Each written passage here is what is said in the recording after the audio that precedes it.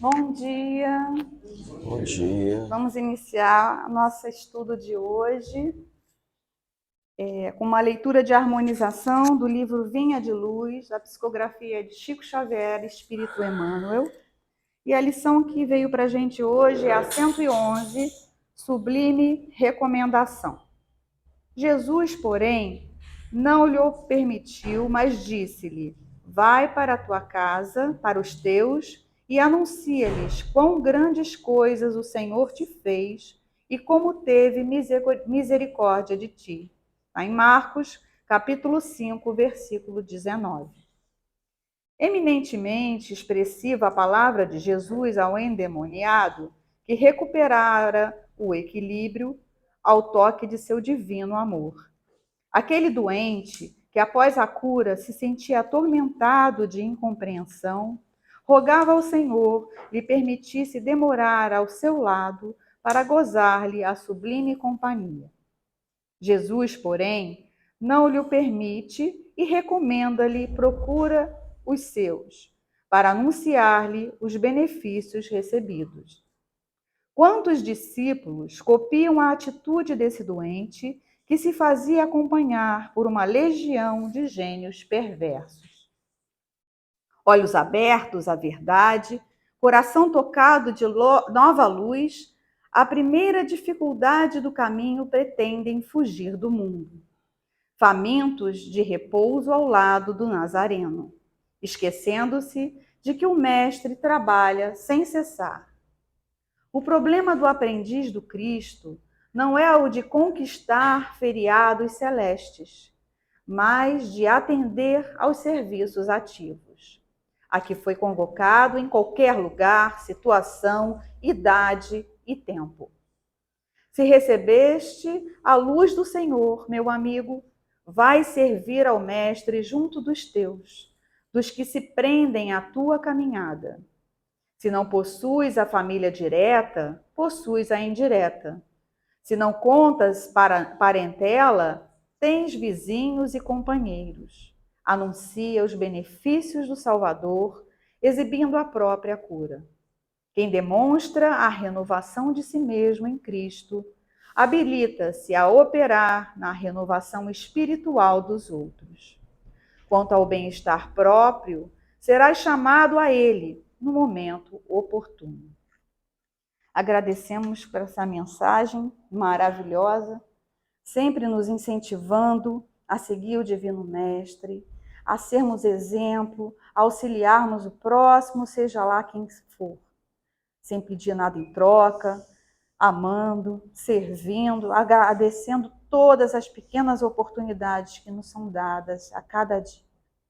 E aqui nós temos mais uma oportunidade de estudo, de aprendizado e de melhoria dos nossos espíritos. Que possamos aproveitá-la. E agradecemos a presença do nosso querido irmão Éder e que Deus o ilumine para que traga tudo o que precisamos ouvir e nos auxiliar nessa caminhada. Que assim seja, graças a Deus. Podemos? Sim, por favor. Tá certo. Bom dia a todos os amigos. Hoje nós faremos um estudo diferente. Por sugestão nossa, ofereci à casa um estudo de um frade franciscano que nos marcou a história. Frei Fabiano de Cristo, para que, ao compartilhar esse estudo com os amigos, digamos, de um precursor do trabalho em prol do bem, do trabalho assistencial, numa época que o Espiritismo ainda não havia surgido, mas que determinados homens altruístas estavam se dispondo a trabalhar em prol do bem em trabalhar em prol do próximo, da necessidade alheia. Nós não podemos nos esquecer que Kardec surgiu no século XIX, mas muito antes de Kardec já existiam pessoas abnegadas que, de coração aberto, recebiam o chamado do plano espiritual e realizavam trabalhos missionários.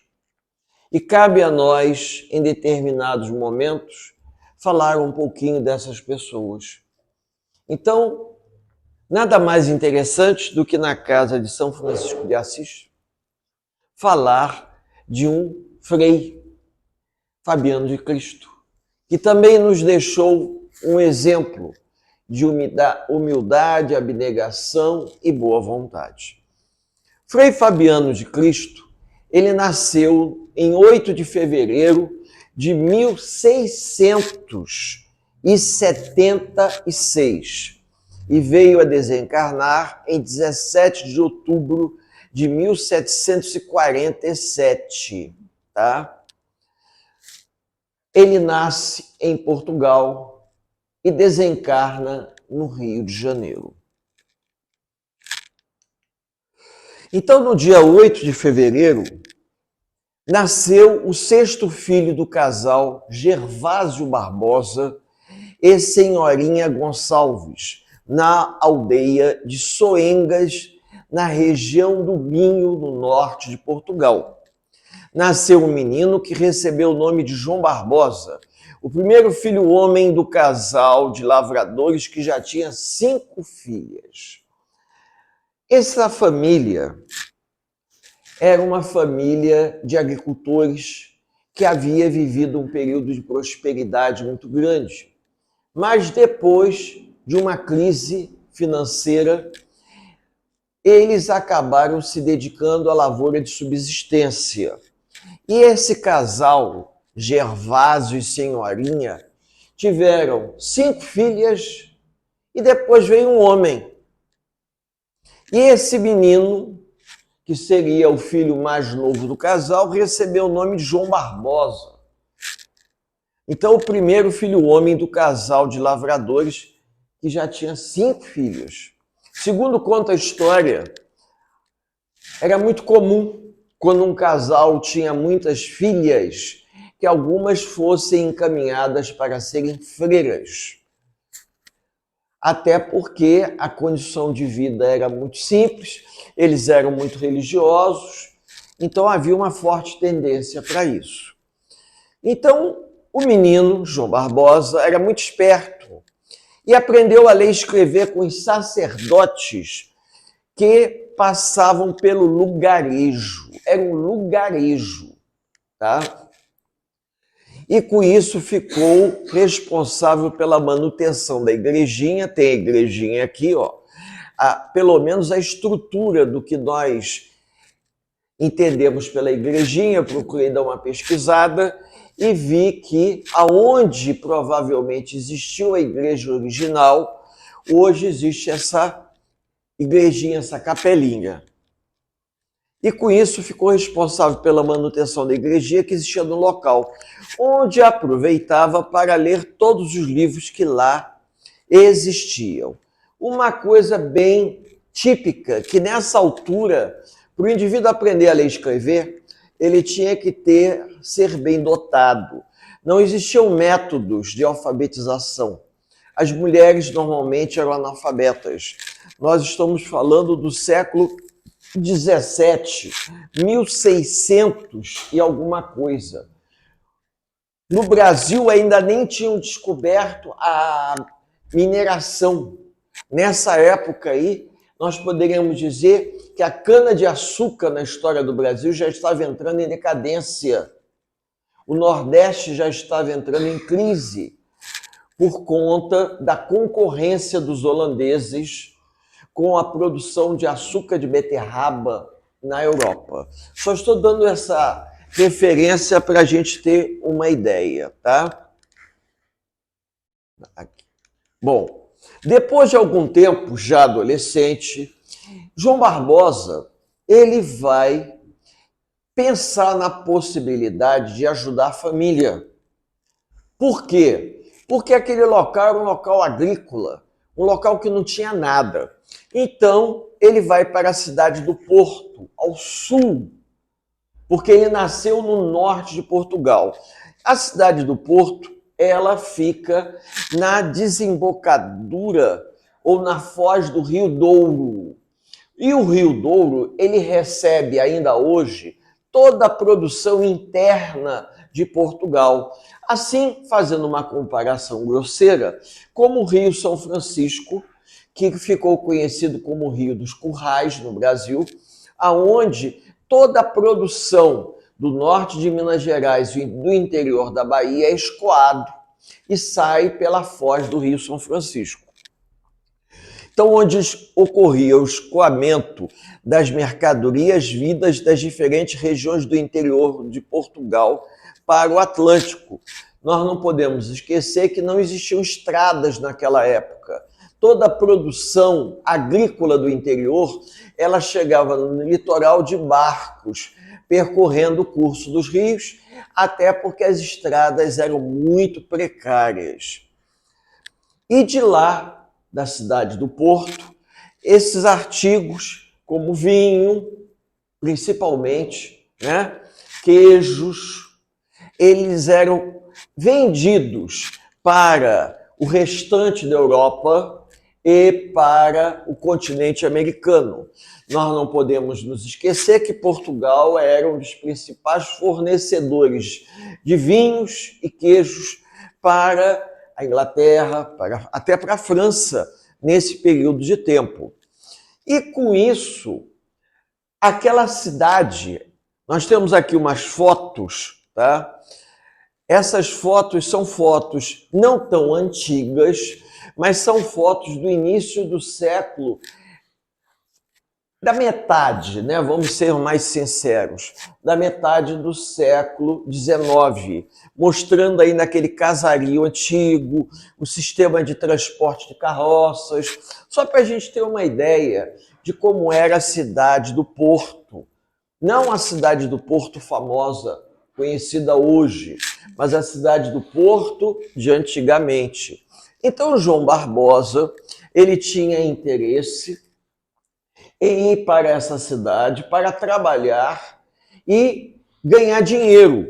E com esse dinheiro ajudar a família no norte de Portugal, que vivia de agricultura de subsistência, como eu falei a vocês. Então o menino, ele já sabia ler e escrever, era um garoto muito esperto, e ele estava indo para a cidade do Porto, provavelmente com uns 16, no máximo 17 anos, pelo que a gente percebe fazendo uma leitura mais aprofundada. Bom, João Barbosa, ele vai arrumar um emprego. Eu acho que eu pulei essa parte aqui. Ele vai arrumar um emprego, tá ali, né? Como anotador. Ele vai arrumar um emprego como anotador em um armazém aonde já trabalhava um primo e um amigo. O que seria o anotador? Eu diria o seguinte, como eram pouquíssimas as pessoas que sabiam ler e escrever corretamente, aqueles que sabiam isso era uma profissão. Que nem no Antigo Egito, que o escriba, quem era escriba era uma profissão. E o indivíduo, ele trabalhava fazendo a contabilidade. Embora na época não existia a palavra de contabilidade, antes de contabilidade existia a expressão guarda-livros.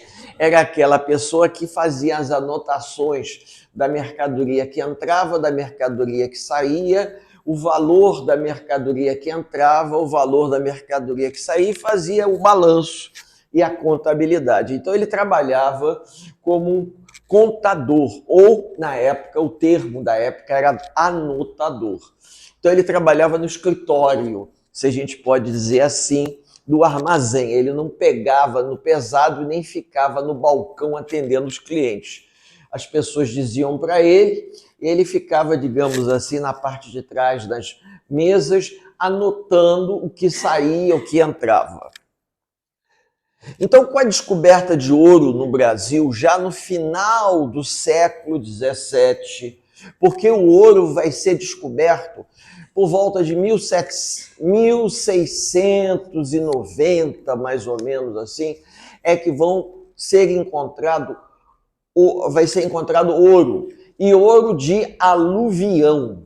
O que é o ouro de aluvião? Aquele ouro encontrado no cascalho dos rios. E em que região vai ser encontrado ouro no Brasil nessa época, no finalzinho do século XVII para o século XVIII? Em Minas Gerais. Em Minas Gerais é que vai ser encontrado esse ouro de cascalho nos rios e vai atrair a atenção de Portugal, porque tudo girava em torno da moeda, do metal nobre da época, que era o ouro, né? E com isso, João Barbosa, junto com 2 primos e um amigo, ou seja, 4 pessoas no total, resolveram fundar uma empresa. Então eram todos jovens, na faixa dos seus 20 anos, de 21, 22, não era muito mais do que isso. E esses 4 jovens resolvem fundar uma empresa de aventureiros para virem para o Brasil. Sendo que dos 4, um ficaria em Portugal responsável em enviar os produtos que eles necessitariam aqui. Então, por que eles fizeram isso? Existia uma lei que proibia existir no Brasil manufaturas. Então, tudo que era necessário no Brasil era manufaturado fora, para que o Brasil tivesse uma total dependência de Portugal e comprasse. Então, tudo era importado. Coisas mínimas eram importadas. Então, as coisas que nós vendíamos para a Europa era o açúcar, o fumo, né? Tabaco, a cachaça, eram os principais produtos. O açúcar, os torrões de açúcar, melaço, fumo e cachaça. Eram os produtos nativos que eram vendidos e nós recebíamos produtos manufaturados, tipo cordas, serrotes e outros produtos, óleo de baleia e outras coisas, pás, produtos necessários, martelos, pregos, essas coisas todas. Nada podia ser produzido na colônia. Então, eles resolveram vir para cá e se transformar em mercadores para poder vender na região das Minas, tá, aquilo que os mineiros viessem a precisar. Se tornaram atravessadores, falando português claro, de artigos manufaturados que as pessoas precisavam e que aqui não tinha e não poderia produzir. Quando João Barbosa, junto com seu primo e seu sócio, chegam aqui, João Barbosa ficou maravilhado.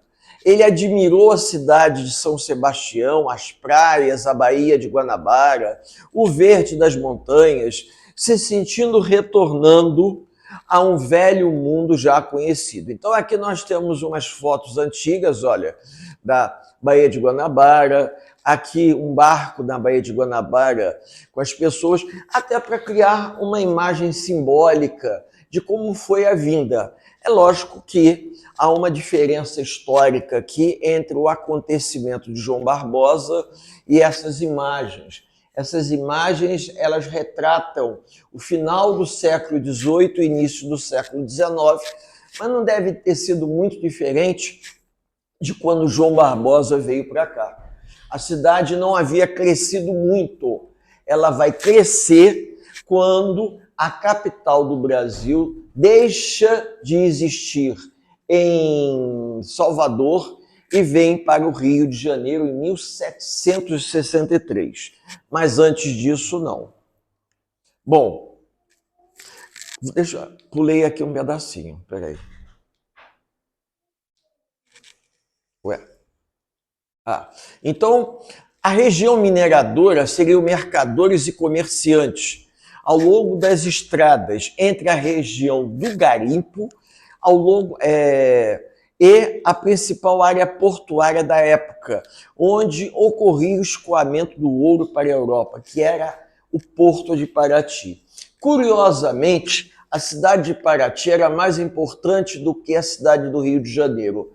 Por quê? Nós vamos ver no mapa. Se nós olharmos geograficamente falando, em uma linha reta, saindo a região das Minas para a região do litoral, nós teremos a cidade de Paraty era mais próxima da região das Minas Gerais. E com isso, com a descoberta do ouro, construíram uma estrada chamada Estrada Real.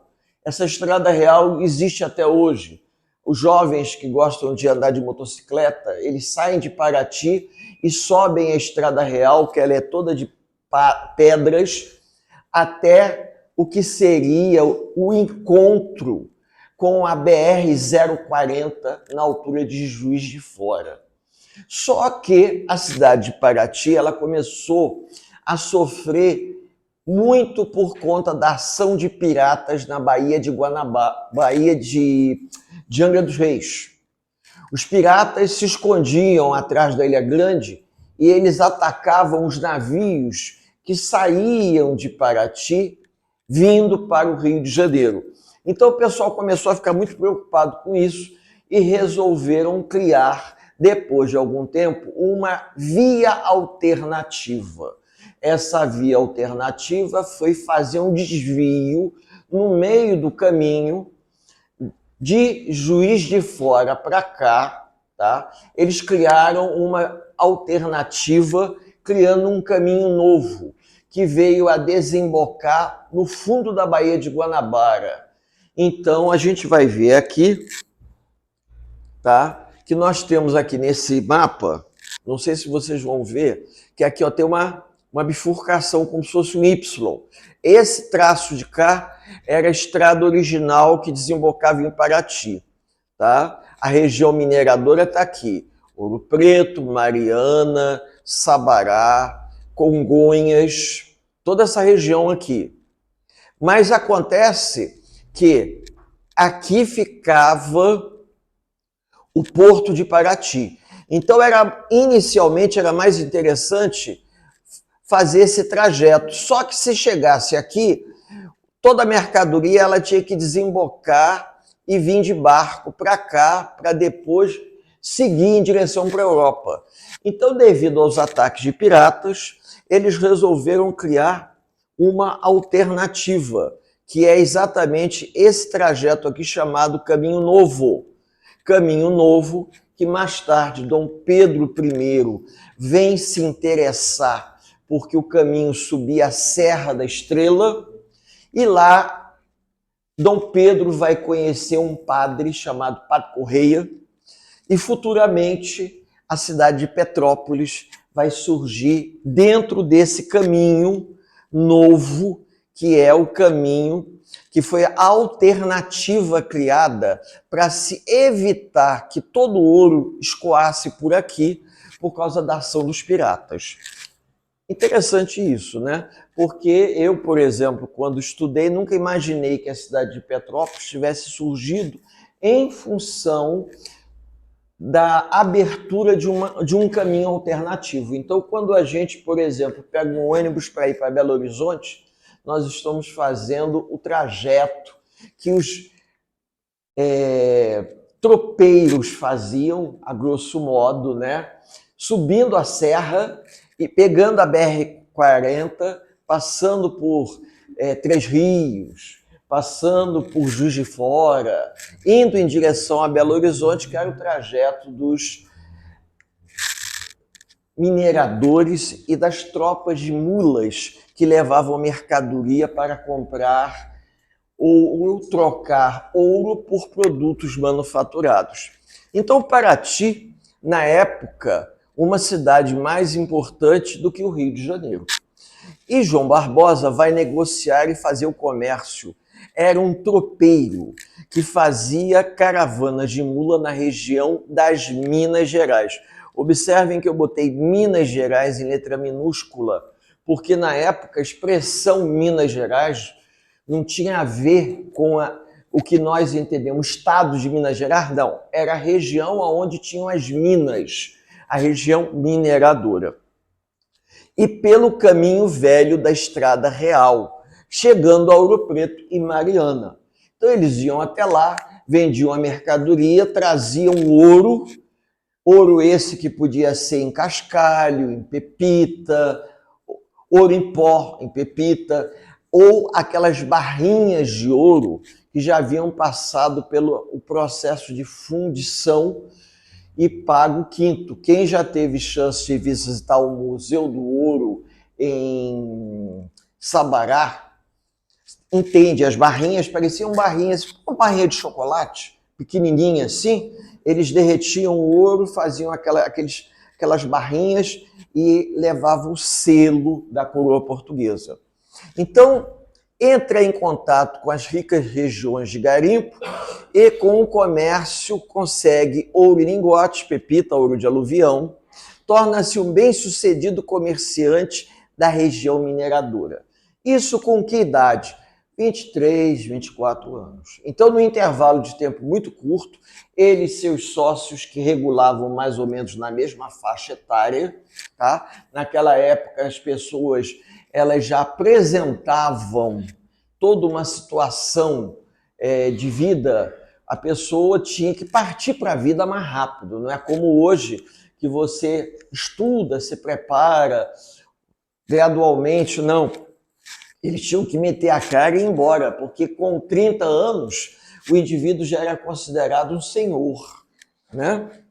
Então, apesar da posição privilegiada financeiramente, sempre procurava ajudar os necessitados, chegando até mesmo a aprender, isso que é interessante, aprender com os índios e nativos o conhecimento das plantas e ervas medicinais, que usava para fazer remédios, chás, cataplasmas e ungüentos. Quando eu li isso aqui, eu me lembrei muito do professor Eurípides Barçanufo, lá em Sacramento, que ele também vai aprender a trabalhar com plantas e vai ser, digamos, um boticário, mal comparando. Então, além de ser minerador, além de ser um atravessador e comerciante, João Barbosa, ele se torna um boticário. Ele fazia os chás e as ervas, o que era muito comum até algum tempo atrás, principalmente no interior, onde as pessoas usam plantas, às vezes no fundo do quintal, a pessoa tem a possibilidade de plantar ervas medicinais, um boldo, uma erva doce. A gente tem aqui, às vezes, pessoas que têm em casa, em jardins, em, como é que se diz, vasos, ou até mesmo plantas como tempero. Às vezes a pessoa tem uma área, um espaço, e usa esse espaço para plantar plantas de uso comestível ou de remédio. É até uma herança, às vezes, de família. Em 1704, quando se encontrava residindo em Paraty, alguns acontecimentos contribuíram para o jovem comerciante repensar sua vida. Ficou tocado pelo sentimento dos escravos. Pelo? Sofrimento. Eu falei o quê? Sentimento. Rima, né? Pelo sofrimento dos escravos, pela sedução da prostituição e também devido ao assassinato de um dos sócios. Segundo se conta, uma prostituta, querendo tirar proveito do jovem rapaz, uma mulher bonita, estava tentando seduzi-lo. E ele começou a se sentir incomodado por esse tipo de assédio, né? Hoje não tem tanta essa expressão assédio, pois então ele na época estava sendo assediado por uma prostituta de Paraty que queria se aproveitar da sua situação financeira. Bom, esses acontecimentos vão contribuir para o jovem João Barbosa pensar na possibilidade de uma mudança do seu modo de vida. Vocês vejam que ele era uma pessoa diferente. Embora a cultura ela fosse uma conquista pessoal, porque em momento algum aqui eu comentei que ele estudava. Ele era um autodidata, ele se interessou, aprendeu a ler e escrever com os padres, se tornou anotador, é uma pessoa inteligente, mas ele não tinha tanto acesso aos livros, porque também não existiam com a mesma quantidade que nós temos hoje. Mas ele, alguma coisa diferente faz o jovem João Barbosa sentir que a vida dele deveria mudar. Algum tempo depois precisou vir à cidade do Rio de Janeiro para desembarcar uma mercadoria. Lembram que eu comentei que um dos sócios ficou em Portugal. Esse enviava a mercadoria, o João Barbosa recebia no Rio de Janeiro, tinha que despachar no porto da cidade do Rio de Janeiro para depois transferi-la para Paraty. E do porto, na época, não existia uma quantidade de prédios que nós temos hoje na cidade, e ele, do porto, ele avistou ao longe o convento de Santo Antônio. Olha aqui o convento de Santo Antônio, né? Ele vai avistar o convento de Santo Antônio. Eu acho até que essa foto está ao contrário, mas ele avista o convento e ele se desloca em relação ao convento de Santo Antônio. E vai até lá, porque alguma coisa despertou nele uma atenção especial. Na época não existiam tantos problemas, o deslocamento entre a Praça 15 e o Largo da Carioca é uma questão em linha reta, talvez 1 quilômetro. Se for mais, é um pouquinho. Então ele vai até lá e percebe, quando ele chega do convento de Santo Antônio, que o lugar dele era ali, como um frei, servindo a Deus, e não como um comerciante, como um mercador. Ele teve um despertar. Digamos que o caminho da estrada de Damasco, né, do jovem João Barbosa, foi a visão do convento de Santo Antônio. Eu costumo dizer que todos nós temos uma estrada de Damasco na nossa vida. É quando alguma coisa ocorre em que você cai do cavalo, né? E você, ao levantar, as coisas são um pouco diferentes. Atendendo aos chamamentos do seu coração a retornar a Paraty, resolveu encerrar a sociedade, dividir todos os seus bens em 3 partes. Uma parte ele vai enviar para a família, outra parte a parte dele, né? Não, ele rompe a sociedade, a parte que cabia a ele divide em 3. Ele distribui nas igrejas, entre os pobres e manda para a família dele. Desfaz a sociedade porque um dos sócios havia sido assassinado, ficou o primo, e ele resolve se voltar para a vida religiosa. Então, ele retorna para Paraty. Essa visão de Paraty é conhecidíssima de todos que já tiveram lá, né? Digamos, faz parte do cartão postal da cidade. E no dia 8 de novembro, deixa eu ver se eu não pulei nada aqui. Ah, tá. Então, depois do convento, depois quando ele resolve a divisão dos seus bens, ele sai de Paraty e vai para Angra dos Reis. Em Angra dos Reis existe um convento, que é o convento de São Bernardino de Sena, que é uma visão também de Angra dos Reis no mar, porque fica num ponto mais elevado, e procura o provincial da ordem. O que é o provincial da ordem? É o frei mais importante, porque todos eles estavam mais ou menos, não havia uma hierarquia. Quando o frei se tornava mais importante no convento, ele se tornava o provincial.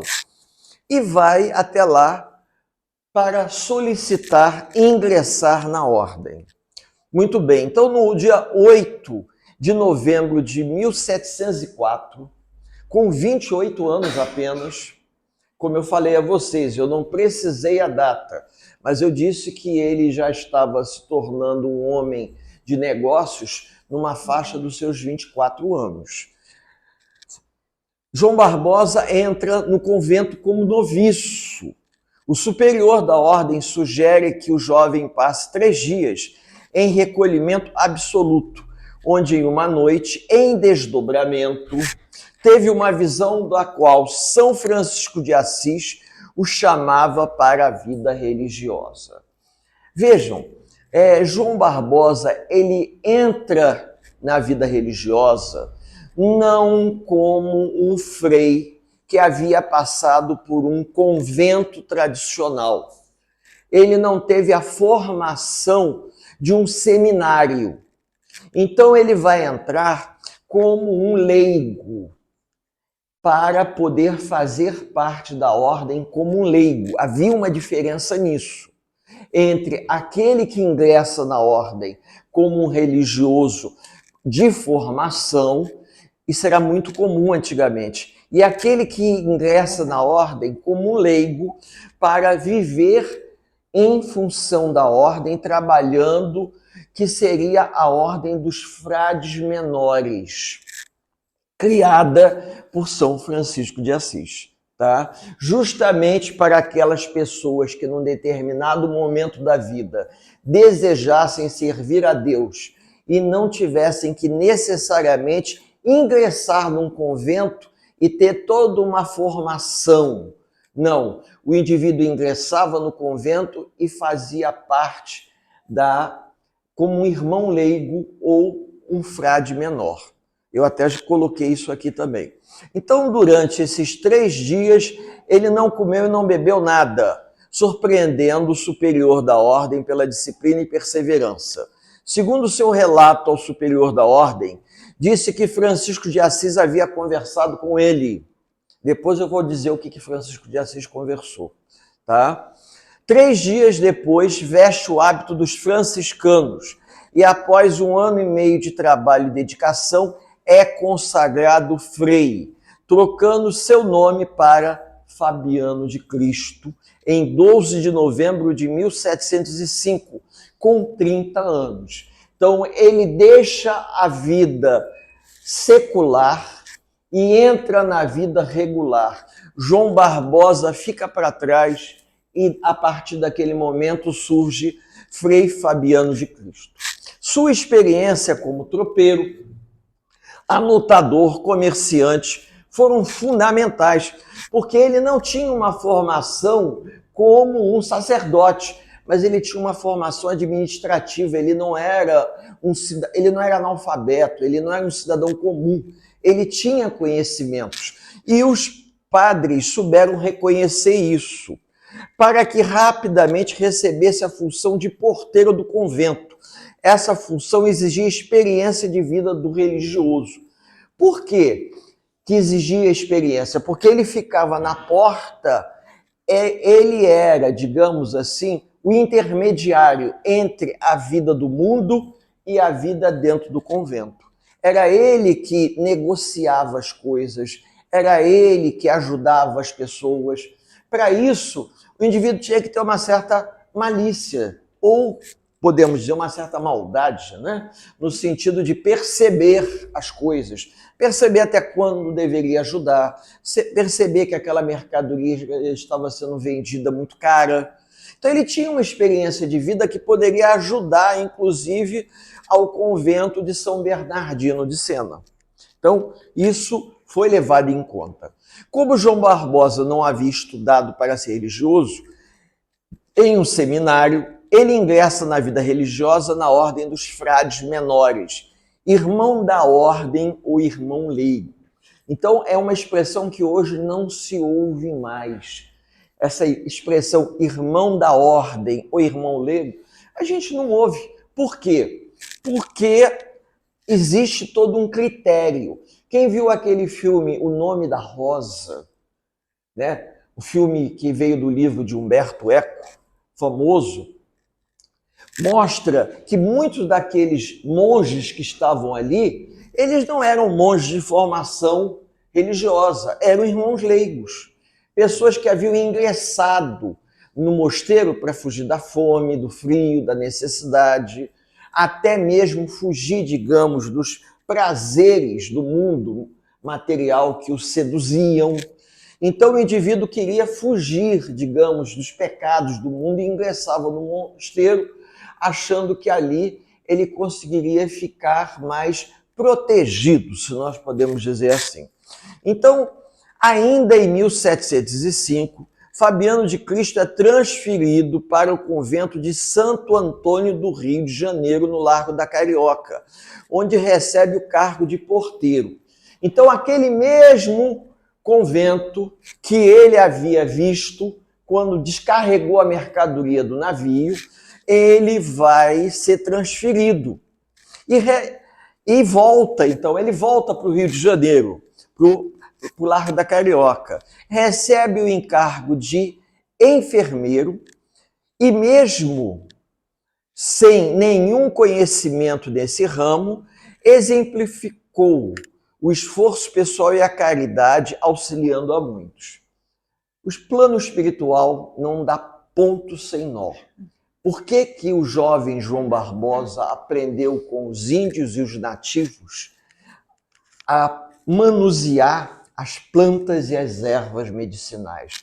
Porque um dia João Barbosa teria a oportunidade de ser enfermeiro e aquela experiência que ele teve lá atrás em Paraty vai ser usada por ele para fazer chás, ungüentos, cataplasmas para os necessitados do convento do Largo da Carioca, né? Convento de Santo Antônio. A gente não pode se esquecer que antigamente não existiam hospitais públicos e alguns conventos possuíam enfermarias para os necessitados, para as pessoas mais simples. Então, existia uma grande enfermaria no convento de Santo Antônio. Creio eu que hoje não deve existir mais, isso deve ser uma parte que virou um museu, aonde as pessoas iam para lá porque não tinham para onde ir, né? Seu devotamento era tanto que durante anos optou por dormir na própria enfermaria, para que estivesse sempre pronto em caso de qualquer necessidade. Então ele passou a vida dele em dedicação aos enfermos,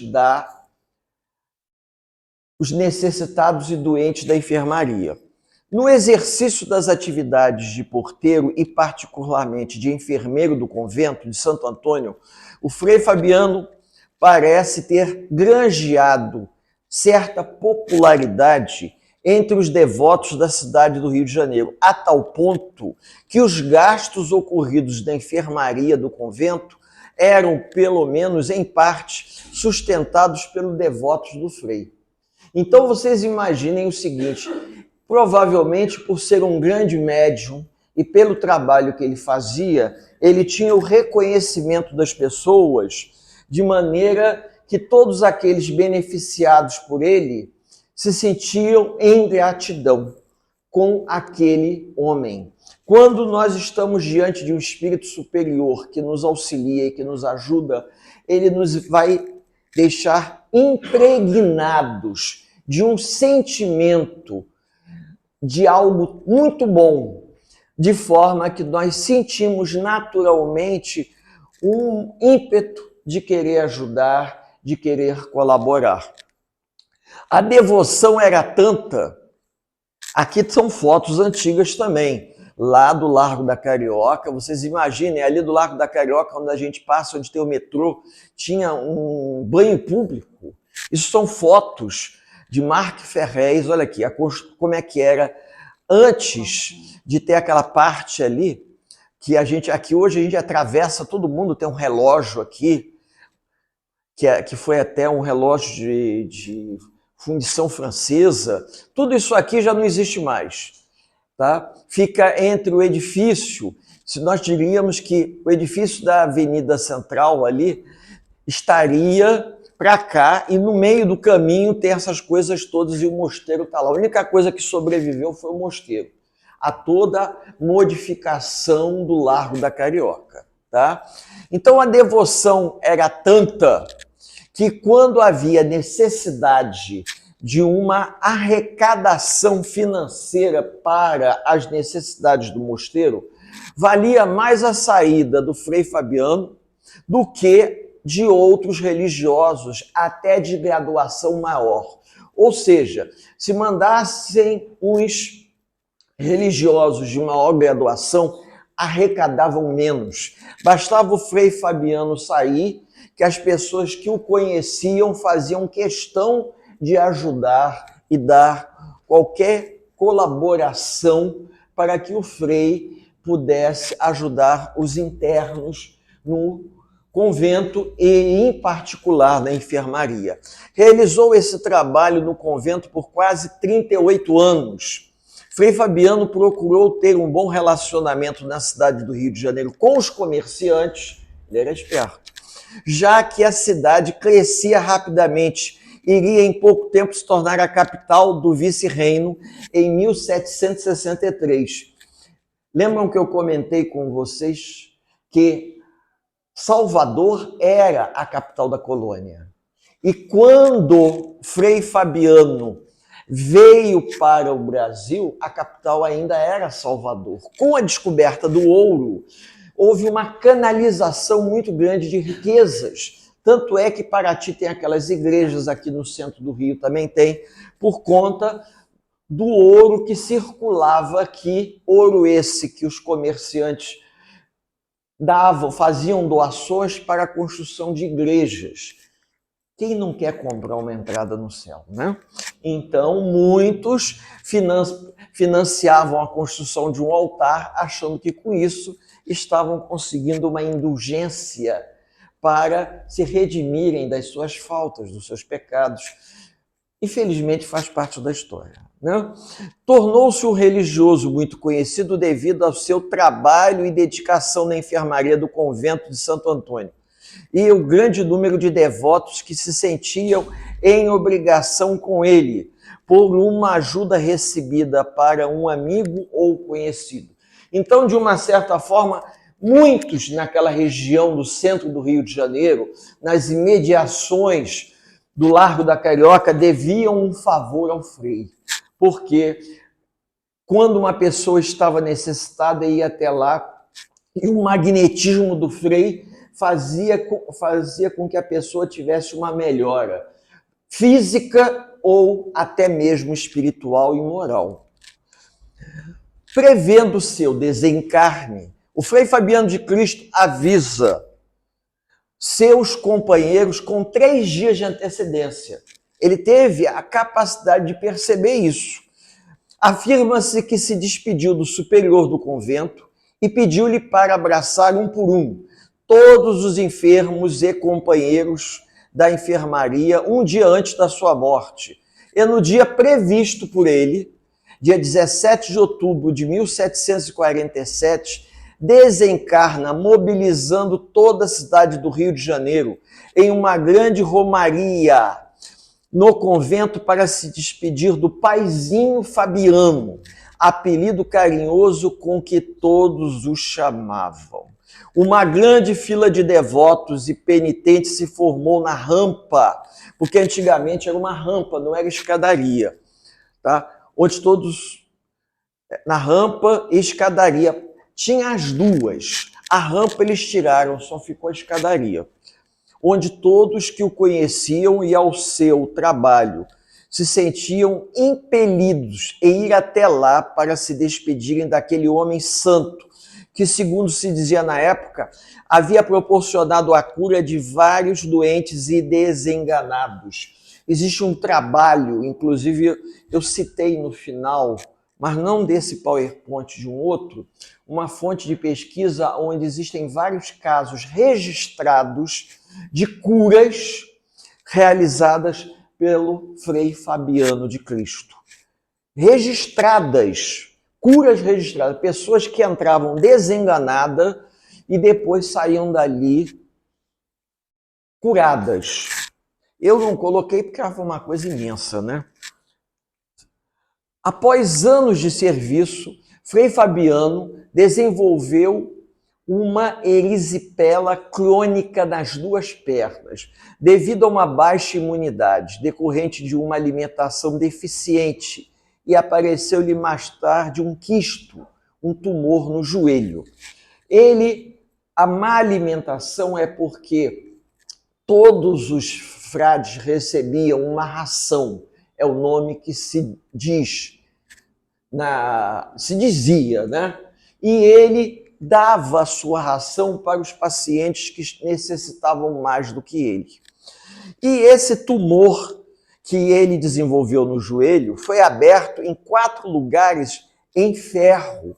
Todo mundo aqui já ouviu falar em cauterização. O que é cauterização? Antigamente, se você se cortasse e fosse um corte muito grande, não tinha como costurar. Então pegava uma faca, botava no fogo, já devem ter visto isso, e você encostava a faca para fazer uma cauterização. Então o local teve que ser rasgado e foi cauterizado, sendo que na época não havia medicação que combatesse a dor ou a inflamação, e mesmo assim teve registros dele o mínimo de queixa ou atitude de revolta. Ou seja, ele não se revoltou em momento algum por essa intervenção no joelho. Essas fotos que aparecem aqui, tá? Essa aqui e essa, assim como essas aqui, fui eu que tirei. Eu fui até lá e fiz essa pesquisa para poder complementar. Seus restos mortais estão aqui nessa caixinha. E essa caixinha está à vista. Qualquer pessoa pode ver. Tanto é que olha a quantidade aqui de papelzinho de pedido para o Frei Fabiano, tá? Então, seus restos mortais, que a gente pode ver por intermédio dessa janelinha que tem aqui, são os ossos, tá? Seus restos mortais ainda se encontram no convento de Santo Antônio, no Largo da Carioca, no coração do centro do Rio de Janeiro, em que passou a maior parte da sua vida. E hoje muitas pessoas vão ao local para pedir a cura de enfermidade ou graças. Eu fui lá, fotografei isso aqui, para mostrar a vocês que até hoje os devotos do Frei Fabiano de Cristo vão até lá e colocam uma quantidade de papel aqui. Como eu não tinha ido com essa intenção, eu fui para fotografar e eu não coloquei, né? Uhum. Mas se tivesse lá uma caixinha como a que tem para a gente colocar, quem sabe eu não teria colocado também, pedindo uma ajuda, né, para a cidade do Rio de Janeiro que está precisando, né? Não é verdade? A gente tem que levar em conta. Então, uma grande quantidade de pedidos é depositada junto à sua urna funerária dos seus restos mortais, ou das relíquias sagradas, como a Igreja Católica fala. Então, para nós seriam os restos mortais, mas na cultura do cristianismo aqui são as relíquias referentes ao santo. Agora, a parte mais interessante vem agora, tá? Vocês devem se lembrar que eu comentei que o jovem João Barbosa, quando esteve no convento de São Bernardino de Sena, ficou 3 dias fazendo jejum e meditação, e ele teve uma visão que São Francisco de Assis aparece para ele e diz: vem, meu filho, vem para a minha ordem.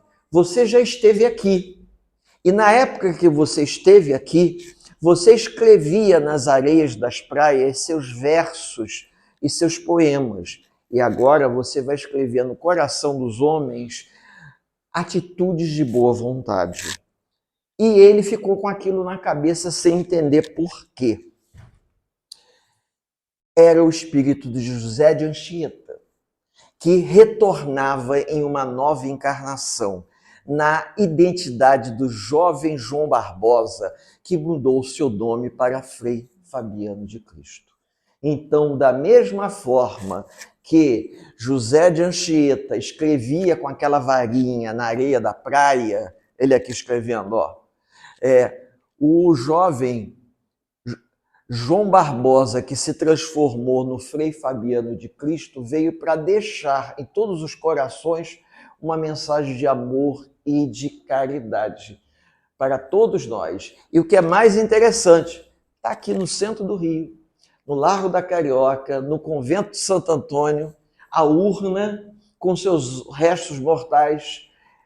Quem passar por ali, aproveita, não precisa subir a rampa nem as escadas. Pega o elevador, sobe até lá e vai lá e faz uma prece e pede a ele por todos nós, pela nossa cidade, pela nossa saúde mental, porque é exatamente o que nós estamos precisando.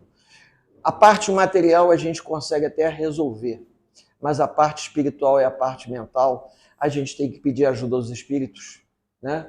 Porque nós estamos passando por um momento realmente delicado. E eu achei interessante fazer essa singela homenagem na casa de um franciscano com um outro franciscano também, Frei Fabiano de Cristo.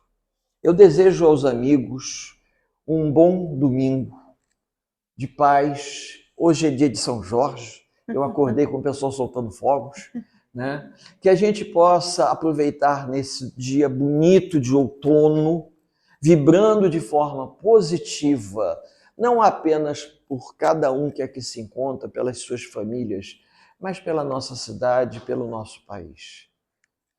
Um bom domingo para todos. Bom, depois dessas palavras do nosso irmão Éder, eu acho que a gente só tem que agradecer a Deus, né, por essa oportunidade. Então, obrigada, um bom domingo a todos. Eu só vou fazer, antes da gente passar para o passe, alguns avisos.